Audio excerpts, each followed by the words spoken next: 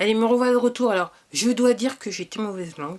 Parce que hier, ils ont remis leur connexion Internet. Donc, ma box, elle marche à nouveau. Donc, en gros, je me suis bien tapé 10 jours de pas d'Internet, pas de box. On va dire ça comme ça. Donc, j'étais un petit peu mauvaise langue. Alors, je vais commencer comme ça. Je me souviens qu'en 2020, alors moi, je mange beaucoup de fruits, j'aime beaucoup les fruits. Je me souviens qu'en 2020, dans cette saison-là, j'ai pas pu manger de cerises, j'ai pas pu manger de fraises, j'ai pas pu manger d'abricots. Ok. Je me souviens, je suis arrivé à avoir des pêches et des pêches plates parce que c'était pas cher, pas cher. Et je me souviens en fin de saison, autour du mois de septembre, j'ai pas pu manger de Mirabelle ni de Reine Claude, les bavets, la variété bavet qui est très sucrée, qui est très sucrée, qui est très bonne. C'est ce que je me souviendrai de 2020, entre autres. Alors, vous ayant dit ça, je regarde mes poubelles. Donc, j'ai sorti mes poubelles. Et je constate que normalement, le dimanche, les poubelles, elles sont pleines. Pleines, d'un genre, je déborde de partout. Aussi bien les papiers que les sacs et les machins, les conteneurs, les emballages, et puis les poubelles ménagères traditionnelles. Normalement, ça déborde. Surtout les poubelles avec des emballages et patatis. Normalement, elles débordent le dimanche. Et là, c'est calme. C'est calme. C'est très calme. C'est très calme. Les gens en foutent. Et même les poubelles ménagères, elles sont pas non plus... Certaines débordent juste un tout petit peu. D'habitude, elles débordent. Les gens foutent. Faut converser les gens. Je sais pas ce que je dis. Je sais pas ce que je dis. En fait, même la dernière vidéo que j'ai faite, je sais pas ce que j'ai dit dans cette vidéo. Je suis étonnée. Je me suis dit, mais qu'est-ce que j'ai dit dans cette vidéo? Vous devrez aller vous regarder ce que j'ai dit dans cette vidéo. Parce que je me rappelle plus ce que j'ai dit. Et même celle d'avant aussi, je sais pas ce que j'ai dit dans la vidéo. Comme je vous dis sur cette chaîne, quand vous avez des vidéos où il y a peu ou pas de vues, à mon avis, vous devriez vous précipiter, les regarder, puis je commerce un petit peu. Alors pourquoi vous allez dire, pourquoi il nous raconte ça? On n'en a pas à faire grand chose. Je regardais une vidéo ce matin. Et donc aux États-Unis, il semblerait que maintenant, certains Américains soient dans la situation où, soit ils vont... Parce qu'aux États-Unis, tout se fait en voiture. C'est normal pour un Américain de faire 2 heures de voiture juste pour aller au boulot. Donc là maintenant, il y a certains Américains qui sont dans une situation où soit ils mangent, soit ils vont travailler. Je répète, soit ils mangent, soit ils vont travailler. Et il y en a certains qui se disent, en fait, il vaut mieux ne plus travailler.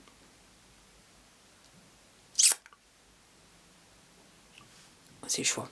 Et je regardais ce qu'on appelle en anglais des resellers, des revendeurs.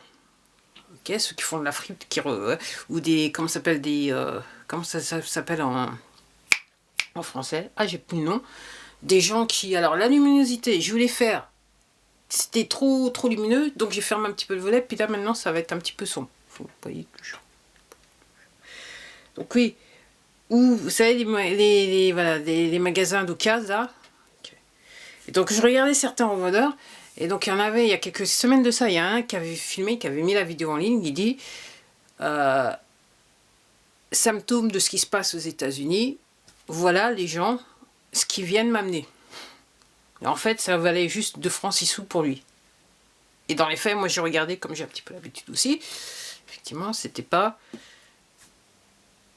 Même en revente sur le marché de l'occasion, c'était pas... Voilà. Donc en gros, il essayait de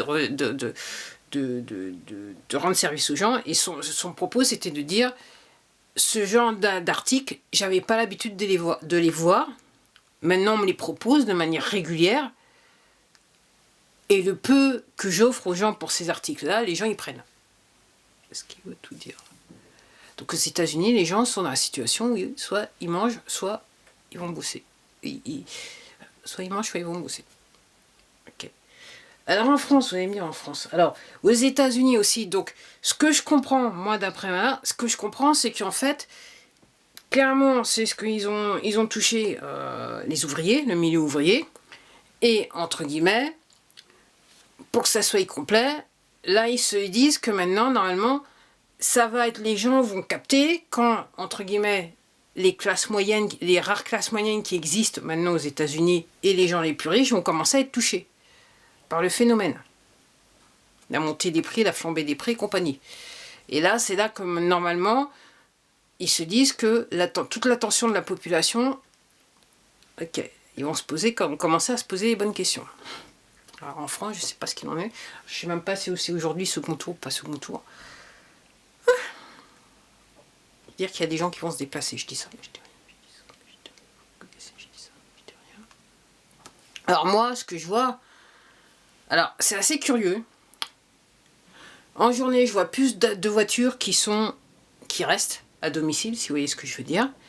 D'un autre côté, je vois, comme je dis, je vois de plus en plus de gens, enfin, je vois énormément de circulation en journée, ce qui est atypique. Donc ça veut dire qu'il y a énormément de gens qui ne travaillent plus. Voilà. En sachant que, comme je dis, je le répète, j'ai déjà répété dans plusieurs vidéos, c'est plus juste les retraités qu'on voit tout le matin, dans l'après-midi, c'est ni les mères au foyer, en voiture, c'est tout le monde.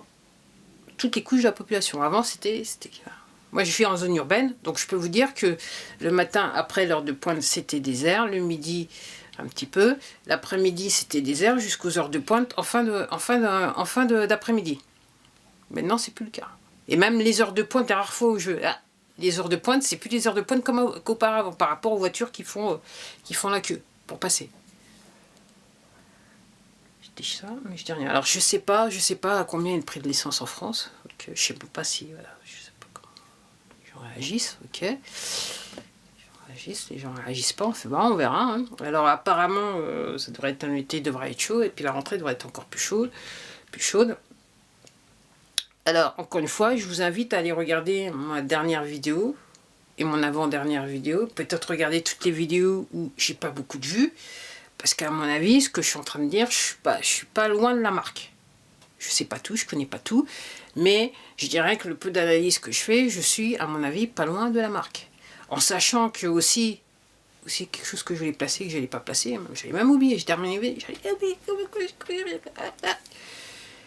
Donc, depuis quelques jours, officiellement dans les médias, donc les marchés boursiers sont dans le rouge. Alors, pas seulement aux États-Unis, partout dans le monde. Tous les marchés boursiers sont dans le rouge. En sachant que normalement, ils n'existent plus depuis maintenant quelques années. On va dire ça comme ça. Depuis au fin de 2020, il s'est passé un truc déjà en 2020 par rapport à eux. Ok. Donc, on prépare les gens au crash boursier mondial. Donc là, officiellement, ils sont dans le rouge. Alors, je vous dis ça. Je regarde d'autres vidéos de créateurs. Donc il y a une personne qui vit aux États-Unis, à New York, et qui s'est déplacée sur le site depuis de nombreux mois. Elle était sur le site, elle nous a montré. Il n'y a plus rien, il n'y a plus personne dans les rues de Wall Street, et même tous les bâtiments donc, qui avaient l'habitude d'avoir tous les employés, enfin tous les salariés, tout le monde financier, ils sont vides depuis des mois aux États-Unis. Depuis des mois. Il n'y a personne. Et tous les gens qui vivaient des traders, hein, qui vivaient voilà, fallait qu'ils mangent ces gens-là, qu'il fallait qu'ils s'habillent et compagnie. Tous ces gens-là, tout spécialement dans la restauration, ils ne voyaient plus personne. C'est le désert, ça fait de nombreux mois, c'est le désert total. Pour pas dire 1 ou 2 ans. Et vous avez rien qui vous dit, ah oui, marché, machin, et vous avez... Donc, officiellement, tout est dans le rouge. Partout dans le monde, tout est dans le rouge. Donc les gens, posez-vous des questions. Donc normalement, toutes les banques sont dans le poupou. Ah, merde. Mais on ne nous le dit pas. On ne nous le dit pas.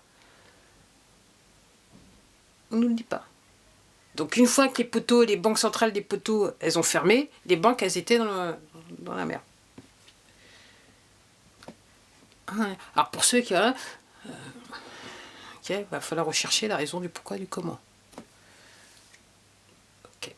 En sachant que les banques se font réellement de l'argent quand elles vous prêtent de l'argent. Parce qu'à partir du moment où vous signez le papier, je vous l'ai déjà dit, hop, derrière, les poteaux, là, les banques centrales des poteaux, ils avaient l'habitude de leur donner de l'argent cash. Donc en gros, tous les intérêts que vous payez, ça ne servait à rien. Puisque dans les faits, ils étaient déjà payés par rapport à l'argent qu'ils avaient prêté. Ok. Donc encore une fois, moi c'est ce que je comprends aussi. Donc la crypto, elle se casse la gueule, y compris celle qui commence avec un B, donc elle se casse la gueule momentanément. Alors il y en a qui disent elle va remonter, mais normalement, enfin, en ce moment, elle est en train de se casser la gueule profond. Ok. Et je vais dire autre chose, et j'ai perdu le fil de mon... Voilà. Donc même sur la crypto, il y a un problème avec la crypto. Alors, les gens, posez-vous les questions. Posez-vous les... Oui, et je voulais dire, au fait, voilà, c'est le truc que je voulais dire, par rapport à l'immobilier. Moi, pour moi, ce que je comprends, c'est pas un bon plan d'acheter de l'immobilier. Parce que les prix, ils vont en chute libre. En chute libre. Quand, je sais pas, mais moi, ce que je comprends, les chutes... Donc, ils le prévoient aux États-Unis, mais en fait, ça sera partout dans le monde. Donc en gros, vous allez vous retrouver... Et hier, j'étais en train de marcher, j'étais en train de penser, ouais, l'histoire de ce qu'on appelle en anglais negative equity. Donc en gros, l'histoire, c'est... Il y a une personne qui achète un bien, une maison, ok, et puis à un moment donné, ils avaient... Je sais plus ce qu'ils avaient fait avec les taux d'intérêt, ce qui faisait qu'en gros, le prix de la maison était descendu. Donc en gros, les gens, ils étaient en train de payer un prêt d'une maison qui n'avait plus la valeur qu'elle avait à l'achat. C'est ce que je veux dire. Et quand je vous dis, comme je vous explique, les banques, quand elles prêtent de l'argent pour l'achat d'une maison, avant, c'était les taux banque centrale qui leur donnaient cash. Au moment où vous signez, ils avaient l'argent dans leur caisse. Et vous continuez à repayer.